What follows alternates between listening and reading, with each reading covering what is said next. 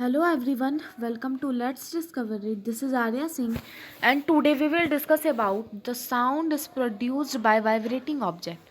पिछले वीडियो में हमने इसका इंट्रोडक्शन वीडियो कंप्लीट किया था। आज हम सीखेंगे कि साउंड जो प्रोड्यूस होता है, देखिए प्रोड्यूस कैसे होता है। प्रोड्यूस होता है कोई भी वाइब्रेटिंग बॉडी से। वो कैसे, उसके बहुत सारे एग्जांपल्स हैं, बहुत सारे एक्टिविटीज़ हैं, उसके थ्रू समझेंगे। तो टच द स्कूल बेल, आपको स्कूल बेल को क्या करना है, टच करना है। व्हेन नॉट इन यूज, जब वो यूज में ना हो तब आप उसे टच करिए। आप क्या फील करोगे। Again touch it when producing sound. देखिए आपको क्या करना है, स्कूल बेल को सिंपली टच करना है, तो आपको उस टाइम कुछ फील नहीं होगा। फिर आपको उसमें सिंपली जिससे बिट होता है उससे एक बार बिट कर देना है, फिर टच करना है। आपको लगेगा कि उसमें वाइब्रेशन हो रहा है, जैसे हमारी फ़ोन रिंग करती है कभी कभी वाइब्रेशन पे, कुछ वैसा ही रिंग हो रहा होगा। तो एक्टिविटी 13.1 देखिए, आपको एक सिंपली एक बर्तन, चाय बनाने वाला है, यहाँ पे कुकर हो तो भी चलेगा, पतला होना चाहिए, ठीक है। तो वैसे को आपको टांग देना है, सिंपली एक यूज ऑफ थ्रेड आप कर सकते हो, रोप, और इस व्यू से टांगना है कि आप वो किसी चीज़ में टच ना करे, दीवार से अलग हो, बस रस्सी और ऊपर के जिसमें भी आप टांग रहे हो उससे अटैच हो। फिर आपको उसे बिट करना है, जैसे ये बच्चा यहाँ पे कर रहा है। फिर आप क्या देखोगे कि उससे साउंड निकल रही है। उससे साउंड क्यों निकल रही है, क्योंकि साउंड वहाँ पे वाइब्रेट हो रही है और वहाँ से साउंड इमर्ज हो रही है। अब आपको चाहिए 2 पेंसिल, उसके साथ 2 स्ट्रिंग और एक बॉक्स। आपको रबर बैंड को 2 पेंसिल के बीच में कुछ ऐसे अटैच कर देना है, और उसके बाद आपको रबर को खींचना है। आप वहाँ से भी कुछ साउंड फील करोगे, फील तो नहीं करोगे, आप हियर करोगे, यानी आप सुनोगे। तो वो साउंड जो सुन रहे हो कैसे प्रोड्यूस हुई, वाइब्रेटिंग ऑब्जेक्ट से प्रोड्यूस हुई ना। अभी वाइब्रेशन क्या होता है, टू और फ्रो मोशन में कोई भी आपको अगर ऑब्जेक्ट दिख जाती है ना, तो उसे हम वाइब्रेटिंग ऑब्जेक्ट कह सकते हैं।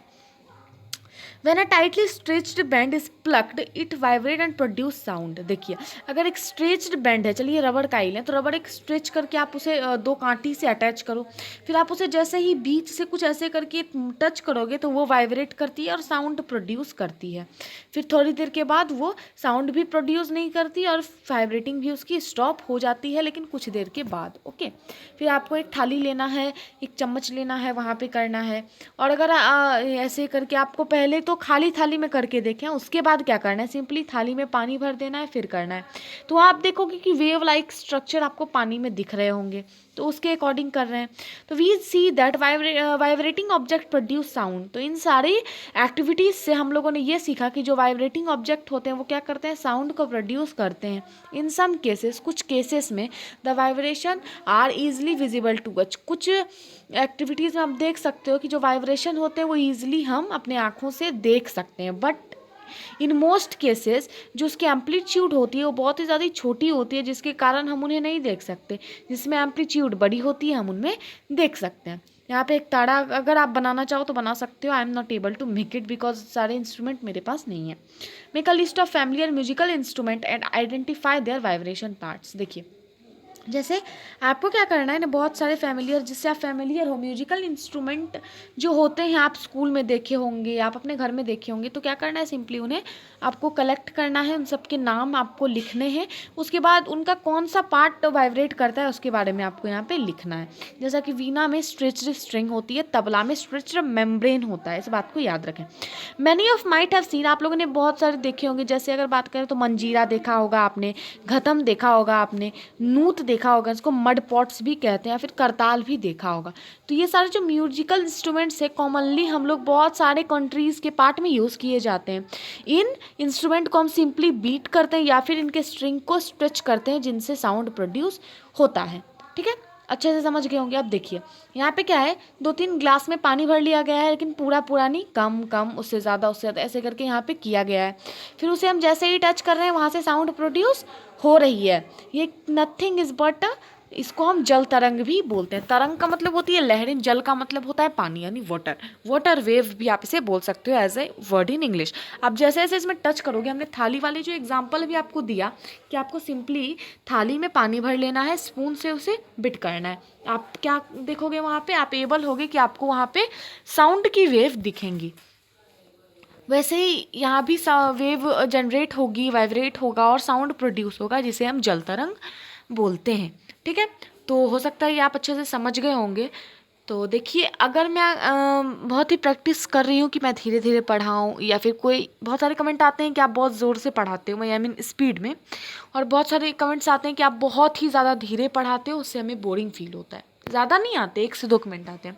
तो उन बच्चों को मैं बोलना चाहूँगी कि आपको सिंपली अपने स्पीड को घटाना या बढ़ाना है, और फिर आप इजी वे में, अगर आपको उससे भी ज़्यादा तेज़ी से मेरी आवाज़ सुनकर पढ़ना है तो आप पढ़ सकते हो, बहुत ही ज़्यादा कम पढ़ करके पढ़ना भी है तो आप पढ़ सकते हो, आपके अकॉर्डिंग आप पढ़ सकते हो, उसमें कोई प्रॉब्लम नहीं है।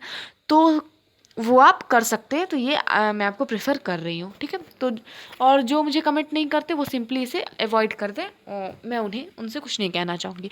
उनसे बस इतना ही कहना चाहूँगी कि मेरे चैनल पे अगर आप नए हो तो चैनल को सब्सक्राइब कर दीजिएगा और वीडियो को लाइक कर दीजिएगा। चलिए, when we pluck the string of an instrument like the sitar, the sound that we hear is not only that of the string। देखिए, अगर हम किसी सितार है, अगर कोई सितार क्या है, एक्चुअली एक म्यूजिकल इंस्ट्रूमेंट है, उसकी स्ट्रिंग को अगर हम प्लग करते हैं यानी उसे हम खींचते हैं तो वहाँ से हमें क्या साउंड दिखता है। आप क्या बोलोगे कि वो जो साउंड होता है वहाँ से जो मैंने बताया कि साउंड प्रोड्यूस होता है वाइब्रेटिंग ऑब्जेक्ट से। तो अब क्वेश्चन है कि क्या जो हमने स्ट्रिंग को वाइब्रेट किया है तो क्या बस वही स्ट्रिंग वाइब्रेट करता है? नहीं, ऐसी कोई बात नहीं है। वो पूरा जो इंस्ट्रूमेंट होता है वो पूरा वाइब्रेट करता है और फिर हम उसे हियर कर पाते हैं।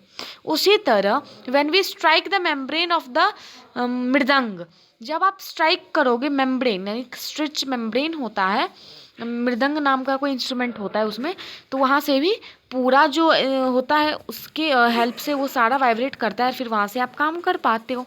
The sound that we hear is not only that of the membrane but of the whole body of the instrument. बस यही इंपॉर्टेंट है कि वो स्ट्रिंग बस वाइब्रेट नहीं करता, वो पूरा जो एक्चुअली होता है वो होल इंस्ट्रूमेंट वाइब्रेट करता है, ठीक है। चलिए, हाउ वी स्पीक, हम कैसे बोलते हैं। Does any part of our body vibrate, क्या हमारे बॉडी में कोई ऐसी चीज़ होती है जो वाइब्रेट करती है। चलिए, कैसे हम बोलते हैं सारी चीज़ें हम अगले वीडियो में देखते हैं। अगर ये वीडियो पसंद आया हो तो लाइक करिए, शेयर करिए अपने फ्रेंड के साथ, और चैनल को भी सब्सक्राइब करिए। From this side Arya Singh, thank you.